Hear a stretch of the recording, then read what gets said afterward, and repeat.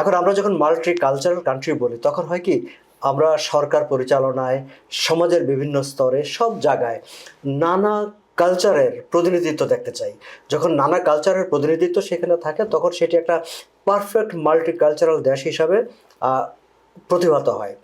এখন আমরা যদি কানাডার রাজনীতির মেন স্ট্রিম পলিটিক্সের দিকে তাকাই বা সরকার কাঠামোর দিকে তাকাই, দেখবেন যে আমাদের প্রতিবেশী দেশ বা সাউথ এশিয়ান বিভিন্ন কান্ট্রি থেকে, এমনকি শ্রীলঙ্কা থেকেও বেশ কয়েকজন কিন্তু সেখানে ফেডারেল গভর্নমেন্টের এমপি তো আছেনই, মন্ত্রী আছেন। পাকিস্তান থেকে আছে, ইন্ডিয়া থেকে আছে, বিভিন্ন ইভেন কি ইথিওপিয়া থেকেও এমপি হয়েছে ফেডারেলতে। একমাত্র বাংলাদেশ থেকে আমরা কখনোই কোনো প্রতিনিধিত্ব, নির্বাচিত জনপ্রতিনিধি আমরা পাচ্ছিলাম না। তো এই জায়গায় এসে ফেডারেল রাজনীতিতে, ফেডারেল সরকার কাঠামোতে এই প্রথমবারের মতো বাংলাদেশি বংশোদ্ভূত একজন, বাংলাদেশি সংস্কৃতির প্রতিনিধিত্ব করেন এমন একজন বিপুল ভোটের ব্যবধানে ফেডারেল পার্লামেন্টের প্রতিনিধি হিসাবে নির্বাচিত হয়েছেন। এবং তিনি প্রথম বাংলাদেশের জনপ্রতিনিধি যিনি কানাডার ফেডারেল নির্বাচনে গেলেন।